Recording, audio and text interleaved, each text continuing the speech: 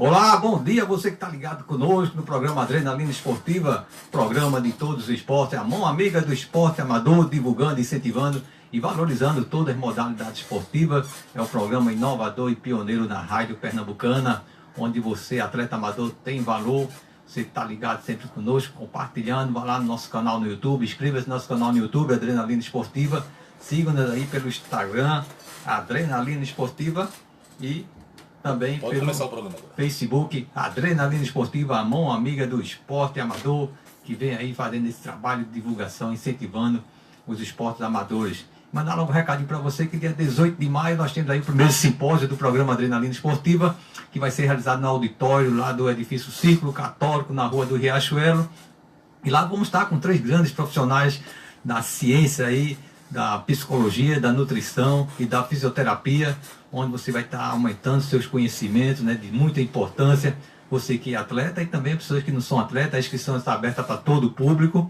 Você vai estar aí, a importância da psicologia esportiva, da nutrição e da fisioterapia, não só como reabilitação. O pessoal tem a fisioterapia como só tratar de reabilitação, né? Mas não, é a prevenção, e hoje em dia está muito avançada a ciência.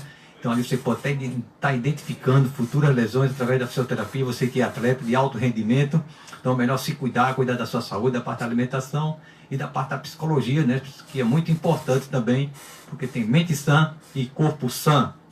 Já estamos aqui com o nosso convidado, Denis Foster, que vai estar professor da UFPE, professor de lutas, né, da disciplina, e também é judoca, e nós vamos estar falando hoje sobre judô, e ele vai estar falando também um pouco aí da história dele e sobre a importância, né, dessa disciplina para os professores de educação física que também almejam entrar nas artes marciais, né? Então, mandar logo aqui um recadinho aí para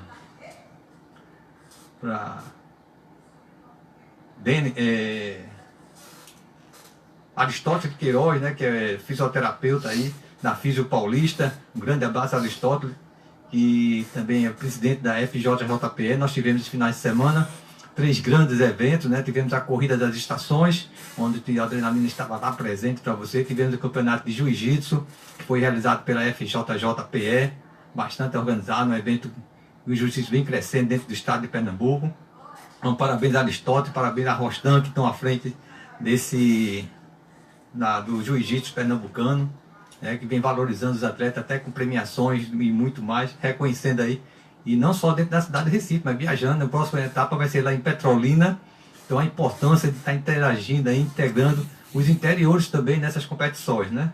Tivemos aí a luta de boxe, né, o evento da Naja Fight Boxe, que foi lá no Clube Municipal de Paratibe, e lá eu consegui fazer toda a transmissão ao vivo desse evento, muito interessante. Nunca tinha participado assim de um evento de boxe assim ao vivo, e é muito legal mesmo. E parabéns ao Robson, que é o organizador do evento, produtor desses eventos de boxe aqui do estado de Pernambuco, voltando o boxe a ser o que era antes aqui do estado de Pernambuco, que deu uma queda. E estamos aí, o Adrenalina Esportiva, apoiando essa divulgação para que o esporte possa estar crescendo mais, né? E tivemos aí também, né, além da corrida do boxe, e tive final de semana, tive na academia de Cavamura, o Sensei Cavamura, o precursor do Karatê. É uma pessoa de muita importância, temos que reconhecer o valor dele, a importância dele no estado de Pernambuco, Cavamura. E com o meu professor, meu primeiro professor de Karatê há mais de 40 anos, professor Sensei Brasil, e hoje, apesar das dificuldades que ele passou, sofreu infarto e teve muitos problemas de saúde, mas está aí na ativa com mais de 70 anos e está trabalhando aí pelo Karatê do estado de Pernambuco. E ontem eu estive na academia de Paulo Franco, que também está com os 3 atletas aí que foram inclusos na seleção brasileira, né, pela CBK, e estão viajando agora dia 21 para o Sul-Americano. Estão todos de parabéns. E o Adrenalina Esportiva é isso, né? Divulgando aí, incentivando e valorizando os esportes amadores dentro do estado de Pernambuco. E bom dia, Denis. É uma satisfação, né? Eu fico satisfeito, fico contente quando as pessoas, né, vêm ao programa, que isso mostra a importância, né, que o programa realmente está sendo um programa de referência no estado de Pernambuco com relação à divulgação dos esportes amadores, né? E uma satisfação muito grande. Muito obrigado. Bom dia, Ezequiel. Bom dia aos ouvintes do Adrenalina Esportiva. Me sinto lisonjeado pelo convite para bater esse papo descontraído aqui no dia de hoje e reforçar o elogio ao Adrenalina Esportiva, que é esse programa de rádio que é mediado pelo Ezequiel Monteiro, que está fazendo um excelente trabalho de valorização dos esportes amadores. A gente precisa realmente hoje em Pernambuco de mídias que deem o devido valor a essas modalidades que ficam à margem daquilo que a gente tem como cultura só do esporte com bola, só do futebol, e a gente já começa fazendo um programa diferenciado, dando espaço para abordar sobre temas que são tão relevantes e tão importantes para a cultura esportiva do estado de Pernambuco. Então, muito obrigado, lisonjeado pelo convite, meu amigo. Eu que agradeço, né? Porque a pessoa tem que entender o importante, você tem que pegar essas pessoas que estão crescendo, que estão se aparecendo no esporte, a gente tem que trabalhar em cima delas, divulgar o trabalho delas, aqueles que já estão lá em cima já estão feitos, já estão milionários, contrato feito, vamos, essas pessoas que estão com o maior sacrifício aí, correndo, sem um apoio, sem um patrocínio, né? E são pessoas, atletas do estado de Pernambuco, é um celeiro de campeão de todas as modalidades esportivas, no atletismo, no vôlei, no basquete, nas artes marciais, então temos atletas de excelente qualidade, e o que falta é o apoio, o incentivo do governo, e da iniciativa privada também. A iniciativa privada ela cobra da sociedade, quer uma sociedade melhor, mas através do esporte nós conseguimos, né, mudar a vida dessas pessoas, mudar a vida da comunidade. Porque elas trabalhando não só para ser um atleta, mas ser um cidadão, e através daí elas vão servir de exemplo para muitos. Muitos vão estar se espelhando nessas pessoas, nessas crianças que viviam na rua aí, fazendo maloqueirando por aí, jogando, se prostituindo. E através do esporte, há essa inclusão, né, que muda a vida dele, ele começa a ter esperança, ele começa a ser, não, eu posso ser alguém na vida. E isso é passado, os instrutores são orientados, a maioria das pessoas que trabalham no esporte tem a obrigação de passar isso para eles, né? E eles vão começar a ser disciplinados, reeducados, respeitar a comunidade, zelar pela comunidade, isso que é importante. Exatamente. Né? E quando você fala sobre os instrutores passarem isso à garotada, à juventude, remete diretamente na formação desses instrutores, né? Quando a gente vai falar sobre esses professores, a gente precisa realmente pensar um pouco sobre o que está sendo feito de investimento na formação desses professores que vão trabalhar na ponta aí, em suas escolas de artes marciais, nas escolas formais, e como é que deveria ser, o que a gente pode aperfeiçoar ou melhorar na formação desses professores. Eu acho que isso também vai mediar um pouquinho o nosso bate-papo hoje, por eu trabalhar também na universidade, o que facilita um pouco a compreensão desse âmbito. Então vamos lá, Danny Foster. Quem é o Danny Foster, né? O nosso público aí, você quer estar pensando Danny Foster, que é um ator americano aí de filme de ação, né? Quando eu cheguei aqui... vamos aí, Danny. Vamos lá, você é professor, né, na universidade, se apresentar também, é atleta, né? Que se eu falasse para o nosso público aí, que estão ligados aí nas nossas redes sociais, então, também que estão nos ouvindo pela rádio. Vou sintetizar um pouquinho o meu percurso dentro das lutas, tá? Eu iniciei o judô aos 4 anos e nunca parei de treinar judô. Atualmente eu leciono com judô infantil em escolas particulares. Eu trabalho no Colégio Exímios e no Colégio Parnamirim, além de lecionar também como professor substituto na UFPE para futuros profissionais de educação física. Mas minha história na luta basicamente é moldada dentro do judô.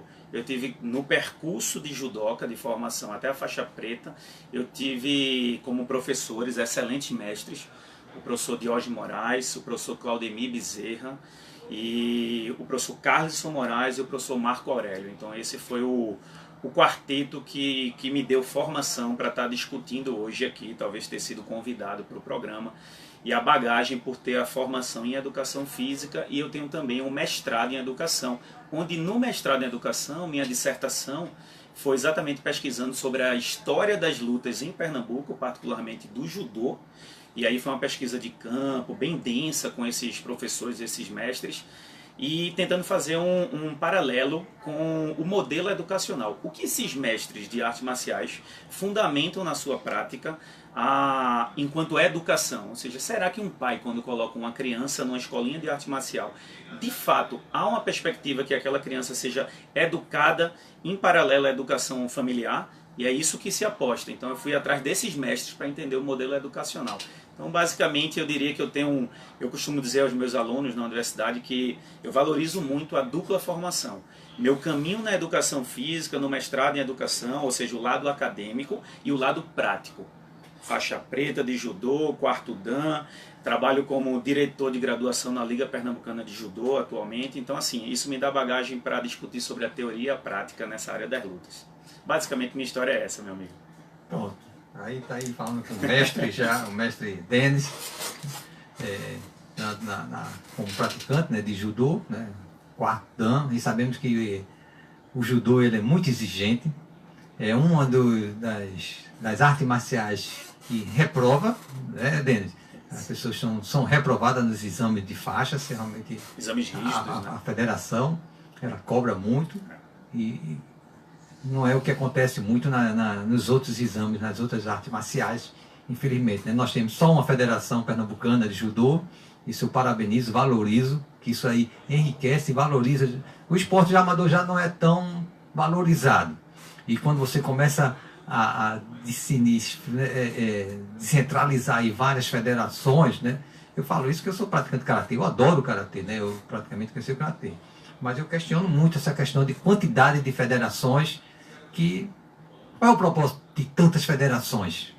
Esse é inclusive, Ezequiel, esse é um ponto polêmico de certa forma, porque o judô hoje, na verdade, ele tem três, não digo federações, mas entidades que regem o esporte.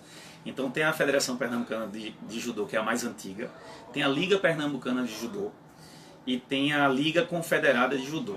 E assim, tem uma polêmica muito grande, porque querendo ou não, isso veio em decorrência a uma dissidência histórica e política que ocasionou nessa fragmentação. Eu costumo dizer que o ideal mesmo era que não tivesse acontecido isso. Por exemplo, hoje eu sou da Liga Pernambucana de Judô, uma instituição autônoma, legal.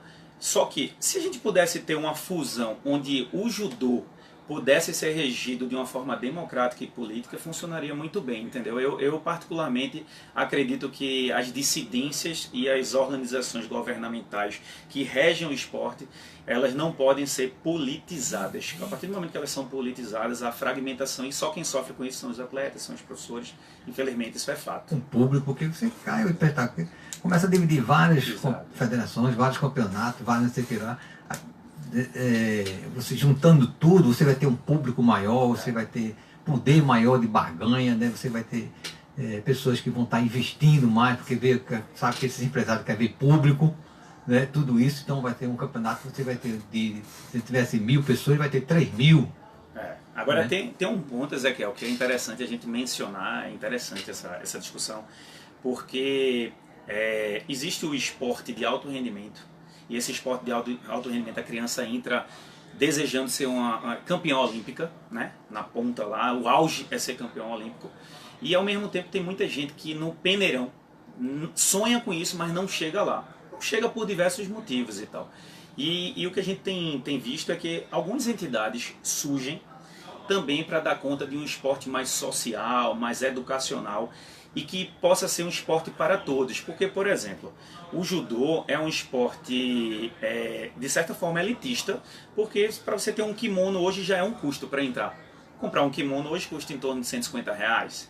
Nem todo mundo tem R$150, né? Então, se você observar direitinho, o esporte tem uma divisão entre esporte de alto rendimento, onde poucos chegam, e tem um esporte educacional e social, que eu acho que também as entidades mais antigas deixaram de lado um pouco de abordar o reconhecimento para que crianças carentes, por exemplo, possam adentrar a prática do esporte e tornar ela mais democrática. Não sei se você está conseguindo captar. Na verdade, a gente precisa pensar que o esporte, como um todo, seja futebol, judô, o que for, ele deve ser para todos e tornar o mais inclusivo. Todos têm que ter acesso, né, ao esporte. Né? Acessibilidade. Tem projetos sociais, essas coisas que é muito importante. E nós vemos aí os projetos sociais e grandes atletas, né, que estão aí conquistando título no mundo todo. A maioria, se você for fazer uma pesquisa, são pessoas simples, que vieram, a maioria, com certeza, eu acho que vieram de projetos sociais, principalmente de interior dos agrestes, dos sertões, nem tanto da capital. Como você vai ver, são pessoas que do interior que se destacaram ali, que eles são pessoas guerreiras ali, se esforçam muito, eles querem ser alguma coisa, não querem sair daquela vida. E eles dão, eu vejo isso no atletismo, quando eu estou participando de campeonato, fazendo cobertura, você vê aquelas pessoas que vêm de longe, com o maior sacrifício, não tem um nutricionista, não tem só tem um técnico para treinar, mas não tem um preparador físico, não tem um psicólogo, não tem um fisioterapeuta, e eles chegam, dão tudo ali, chegam no último, praticamente caindo. E já aconteceu, você pensa que é o cansaço, mas às vezes a alimentação é fome. É uma coisa triste dizer, mas é a realidade do esporte, né? Principalmente aqui dentro do nosso estado de Pernambuco. Isso é no Brasil todo, mas o estado de Pernambuco também, né, o Nordeste, ele sofre mais nessa parte. Foi bom você mencionar isso, Ezequiel, porque eu já vi diversas situações de competições onde crianças vindo do sertão, do interior mesmo de Pernambuco, horas de viagem e fazendo na capital lutas que seriam uma catapulta para a vida. Então imagina aquela criança que veio passando fome, não tem apoio, como você falou, nenhum estrutural por trás dela, e ela faz daquilo uma chance de mudar a vida. Por quê? Porque ali nas competições, na capital, a gente tem muitas vezes olheiros, coordenadores de grandes escolas privadas, e que tem ali que, se a criança se destacar, tem uma chance de quê? De ser bolsista, vir morar na capital, ter toda a escolarização bancada. Então isso ainda é uma coisa que a gente percebe que essas crianças têm essa garra que você mencionou, porque elas sabem que ali, representando na competição, elas podem catapultar a vida delas. É a mudança de vida, ela vem ali, eu vou mudar minha Tudo vida. Nada, a única chance que eu tenho vai ser essa, através do esporte. Porque não tem um estudo, não tem um padrão de vida, não tem dinheiro para estar em uma escola boa, tudo isso. Então, é através do esporte que eles vão almejar e ser alguma coisa. E você vê muito aí o Exército, a Marinha, a Aeronáutica aí abraçando esses atletas, né? Investindo neles, né? E tem um aqui mesmo que é o Paulo Vitor, né? Que é atleta de Karatê, e entrou na Aeronáutica por ser um atleta de alto rendimento no Karatê, e conseguiu entrar, né? Terceiro sargento da Aeronáutica, um contrato de não sei quantos anos, mas tá aí tranquilo agora, que ficava correndo atrás de uns sinais, uma coisa, vendedor, para conseguir dinheiro para uma viagem, para um hotel nas competições, e agora tá aí, graças conseguiu, né? E qualquer um pode conseguir, isso é tentar um esforço. Mas, Denis, vamos falar um pouco agora sobre a sua disciplina, né? Para as pessoas entenderem que você, a gente está anunciando, né? Professor de lutas. Então, o Denis aí, ele de todas as artes marciais, ele ensina todas as artes marciais, né? E falar sobre essa disciplina, que você é professor, isso. E a importância dessa disciplina para que as pessoas entendam, né? E professor de lutas, o que é ser um professor de lutas? Isso. Bom, dentro da grade curricular do curso de Educação Física, graduação, quando os estudantes de Educação Física entram numa universidade privada ou pública, eles vão se deparar obrigatoriamente com uma disciplina que não é eletiva, tá? Ela é obrigatória, chamada lutas. Porque enquanto componente curricular, lutas pertence ao que a gente chama de cultura corporal, e isso deve ser abarcado para a formação desse estudante de Educação Física futuro profissional. Então, dentro no caso da UFPE, atualmente a disciplina lutas está sob o meu comando, e eu tento fazer dessa disciplina uma oportunidade para que estudantes possam conhecer um pouco mais sobre a fundamentação teórica e acadêmica que envolve as lutas, quais são as pesquisas científicas, quais são as abordagens de treinamento e preparação física de atletas de combate, e conhecer um pouco sobre o universo. Óbvio, não é numa disciplina de 60 horas, com 15 encontros ao longo do semestre, que a gente vai conseguir falar sobre o universo das lutas, né? Numa totalidade. Imagine, você que é karateca, faixa preta, e eu também que sou do judô, quanto tempo a gente precisou para conhecer um pouco mais sobre a nossa modalidade? Então, lá na minha experiência, Ezequiel, com a disciplina lutas, eu tento fazer com que esses estudantes, quando eles se formarem, se depararem com o conteúdo lutas na escola, eles possam ter fundamentos básicos que consigam construir a iniciação da criançada no básico, em relação a dizer assim, essa criança na educação física escolar trabalhou na perspectiva das lutas, da iniciação, e agora eu detectei que aquela criança se destacou e eu vou encaminhar para um professor de judô, para um professor de karatê, para um professor de kickbox. Então não é papel, não é função do profissional da educação física que não tem experiência prática nas lutas fazer exame de faixa, formar um atleta de combate, mas ele está preparado para quando se deparar com esse conteúdo, ele, por exemplo, personal trainer. Chegou hoje na academia um atleta de MMA. Ele chegou na academia convencional, chegou para o professor da sala de musculação e disse: ó, eu sou atleta de MMA e quero me preparar fisicamente para o meu combate. Esse professor de educação física que tiver passado pela disciplina que abordou como se prepara fisicamente um atleta de combate, ele vai ter bagagem para fazer a preparação física desse atleta. Então, mais ou menos o meu papel é, na escola ou na preparação física, a gente vai tentar dar uma noção de como trabalhar com esse público nas artes marciais e esportes de combate. É como eu cheguei a fazer musculação, né? Mas a musculação sempre que eu fazia, que eu sempre treinei karatê, né? Desde 78 que comecei a praticar o karatê. Então, às vezes, quando eu ia entrar numa academia de musculação, eu sempre chegava e dizia assim, ó, eu quero, não vim aqui para ficar forte, né? Ficar com esse pessoal aí, cheio de muitos, é a verdade que toma anabolizante, né? A gente sabe disso, não pode negar. O pessoal diz que não, mas a gente conhece que a pessoa toma. Minha finalidade não é essa, né? Eu sou praticante de karatê, então eu quero fazer exercício para pegar o quê? Força, velocidade, potência nos meus golpes. Perfeito. Né? Então são mais repetições, pouco peso, mais repetições para poder ter um bom desempenho, que um atleta tem que ter, eu não posso perder minha flexibilidade. Principalmente no esporte de karatê, taekwondo, essas pessoas de muay thai, todas essas lutas, tem que ter uma certa flexibilidade. Então se você começar a fazer muita musculação, endurecer seu músculo, você vai ficar travado. Né? E o karatê é velocidade, na velocidade é que vai gerar sua potência. Né? Então tem que ter um exercício específico. Então a importância, como você falou, nessa disciplina, então é exatamente isso, né, que é passado aí para os professores identificarem, né, desde criança, a criança que tem, assim, essa criança aí ela tem potencial para ser um futuro judoca, um nadador, isso, né? Para ser um corredor. Então você identifica a característica daquela pessoa, daquela criança que está começando a trabalhar com criança, você sabe mais ou menos pelos exercícios que ela está fazendo, pela coordenação motora que ela tem, e você vai identificar realmente um esporte que ela vai se enquadrar, mesmo que não goste desse esporte não, mas esse é o esporte que você vai ter um bom rendimento. Se você quiser realmente ser um atleta, você pode praticar muito por lazer, mas se você quiser ser um atleta mesmo, então você tem mais perfil para esse tipo de esporte, para esse tipo de modalidade. É isso mesmo assim que... Exatamente. A gente fala muito sobre, na educação física escolar, não só esse propósito, mas uma das vertentes da educação física escolar, como você bem abordou, é a fase de detectação de talentos. Então, assim, cabe a um professor generalista que trabalha na ponta na educação física escolar, de repente, através da motricidade, da análise motora dessa criança, fazer uma detectação de talentos para saber se há potencial que aquela criança vá para determinada modalidade ou não.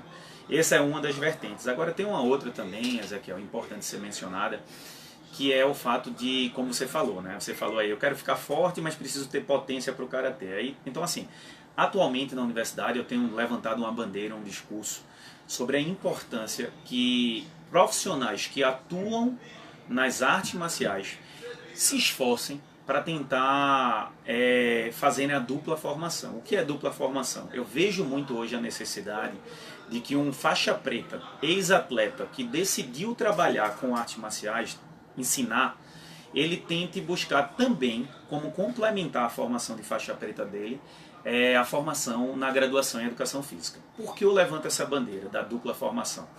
Porque ela dá bagagem para que você que vai ensinar, vai treinar pessoas, você se sinta mais habilitado. Por exemplo, você falou aí a questão de eu tenho que ter mais potência para meus golpes. Um ex-atleta de qualquer modalidade, ele não vai ter o conhecimento da biomecânica, que são disciplinas fundamentais na graduação em educação física. Biomecânica, fisiologia do esforço, cinesiologia, treinamento esportivo. Então, olha quanta bagagem de conhecimento vai servir para que esse ex-atleta faixa preta, com essa dupla formação, ele consiga trabalhar melhor. Então, hoje, assim, eu não tenho dúvida de que se eu pudesse sugerir, eu, como diretor de graduação da Liga Pernambucana de Judô, na formação do futuro faixa preta, eu uso muito esse discurso. Se possível, se esforcem para fazer a graduação em educação física, porque é uma mente que se abre. O leque profissional aumenta e a bagagem, o embasamento do que vai ser feito. Por exemplo, eu fui treinado para a preparação física de judô fazendo corrida em parque. E hoje eu sei que não é a melhor estratégia para preparar fisicamente um atleta de judô ficar fazendo corrida em parque. A gente tem outras formas de treinamento muito mais específicos a um atleta de combate do judô. Então, quem foi que me ofertou essa mudança de paradigma? A formação em educação física, ela abre os horizontes e possibilita ter outras ferramentas. Lógico que a gente deve respeitar o caminho da faixa preta, ele é um caminho muito importante, ele é um caminho técnico, mas ele não é um caminho que dá embasamento para ensinar e preparar fisicamente, infelizmente, atletas de combate. A gente sente essa carência, entendeu? Porque o atleta, né, de artes marciais, quando ele vem, principalmente professores antigos, né, que não tem naquele tempo, a dificuldade era muito grande você entrar numa faculdade. Exatamente. Você não tinha essa facilidade. Exatamente. Então você vem aprendendo com aquele professor e vai repassando. Então, muito não pesquisa, né? Não vê a importância, não sabe, se acorda para essa necessidade, essa importância. Exatamente. Então você vem praticando, às vezes, um exercício, um treinamento, que você acha ali que está fazendo muito esforço para conseguir um objetivo e tem outro caminho, né, mais fácil, né, que não vai causar lesão, você corre o risco de mesmo lesões, né, porque você vai ver que você está fazendo um esforço muito grande e mais na frente vai poder ter alguma lesão, né, que as coisas não vêm na hora, né, acontece depois. Cronicamente. Então, como você falou, a biodinâmica, todas essas coisas que é muito importante, né, você um movimento, um tipo de treinamento que você vai ter um rendimento bem melhor e muito mais rápido. Isso. Não é isso que acontece? Inclusive os cursos de faixa preta hoje, de várias modalidades, tá? Não só do judô, jiu-jitsu também. Os cursos de formação de faixa preta do próprio judô, por exemplo, tanto na liga quanto na federação, eles têm um cuidado para colocar disciplinas além do conteúdo técnico. Então você vai aprender Gokyo, Nagewaza, Newaza, as técnicas, os katais, mas você também pretende, com aquela faixa preta, talvez vai arrumar um emprego numa escola. E aí a faixa preta por si só, ter sido um ex-atleta, não garante para trabalhar com a criançada. E aí o que é que esses cursos têm feito? É colocado disciplinas, por exemplo, aqui eu leciono na liga, que é a metodologia de ensino de judô para criança. Que aí eu trago a bagagem da universidade e tento dialogar com os faixas marrons, futuros faixas pretas, para que eles melhorem a prática deles, tentem aperfeiçoar a prática deles na intervenção com a criançada. Então é dessa hora que eu digo que assim, onde é que a ciência vem da base para a nossa experiência prática no caminho da faixa preta? É uma fusão que eu diria perfeita. Bom, antes de entrar no nosso comercial, só um exemplo, né, de um tipo de exercício que é muito questionado, né, que a gente fazia muito, era o canguru. Canguru. Né? Que hoje em dia diz que não é muito recomendado. Né? E você chega na academia, você pega uma criança, começa fazendo aquele exercício, né? E às vezes a criança está caindo, troncho, sem postura, né? Tem que ter uma postura. E isso é dos exemplos, né? Que foram outros exercícios que a pessoa continua fazendo, que depois que assim a ciência ela vai evoluindo, né? A ciência ela vai evoluindo, a tecnologia vai evoluindo, então coisa que feito um medicamento, né? Medicamento que fazia bem, hoje em dia não faz mais bem, então é os estudos que vão evolução normal da ciência, da as pesquisas, física, tudo isso e para chegar a esse resultado. Aí por isso que tem que estar realmente estudando, né? Tem que estar realmente se aperfeiçoando, se qualificando a cada dia. E essa questão do exemplo que você citou, ele menciona muito qual é a relação de volume e intensidade. Então, vamos parar para pensar aqui uma analogia. Relação dose e resposta. Um remédio em excesso, ele pode prejudicar? Pode prejudicar. O exercício errado, do ponto de vista de volume ou de intensidade, ele pode também lesionar. Então, onde é que eu vou aprender qual é a dose correta para aquele atleta? Nessa absorção da ciência para me dar base na preparação física. Exatamente. Vamos dar um recadinho para as pessoas que estão ligadas conosco aqui no programa Adrenalina Esportiva. Raimundo Aguiar, professor Raimundo, Sensei Raimundo, estão aí com Miguel Andres de Espinosa, está ligadão no programa Adrenalina Esportiva. Ricardo Chagas está conosco, Andréa Cristina, Basti Souza, Manuel Moreira, um grande abraço, Manuel, Márcio Corredor, as pessoas, Isabel Vessosa, uma grande atleta aí do frescobol, né? Vamos ter aí agora, maravilha, em maio, né, o circuito de frescobol, a Arena Candeias, vou estar anunciando já para vocês as agendas esportivas. Então, dia 11 agora de maio, nós vamos ter o PF Fight 6 lá no Santos Dumont. O PF Fight 6, um grande abraço para Glauber Barbosa, um evento de MMA, que vai ser realizado lá no Santos Dumont, a partir das 14 horas, no dia 11 de maio. Você não pode perder, o Adrenalina Esportiva vai estar lá com você, passando essas informações, mostrando alguns vídeos, alguns momentos desse grande evento de MMA. Vamos ter outro, tivemos aí o campeonato de Jiu-Jitsu, agora esse final de semana, né, a primeira etapa do Pernambucano, e no dia 19/5 vai ter aí o Open Jiu-Jitsu lá em Feira Nova. Pessoal do interior, Jiu-Jitsu aí, então um outro grande evento, inscrições pelo site da campfácil.com.br e informações aí pelo 998 60 0075. E vamos ter o circuito de frescobol na Arena Candeias no dia 5 de maio e também no dia 5 de maio, 3, 4 e 5 vão ter o Campeonato Pernambucano de Atletismo Sub-18 e adulto, e o Adrenalina Esportiva vai estar fazendo essa transmissão de alguns momentos, de algumas provas ao vivo para você, e está compartilhando com você nas nossas redes sociais, no nosso canal do YouTube. E vamos dar um tempinho aí para os nossos comerciais, e já vamos estar de volta. Fique ligado, compartilhe esse vídeo, muito importante, esse bate-papo de hoje aqui com o Denis Foster. Já estamos de volta. Obrigado. Tropical FM. Tá ótimo.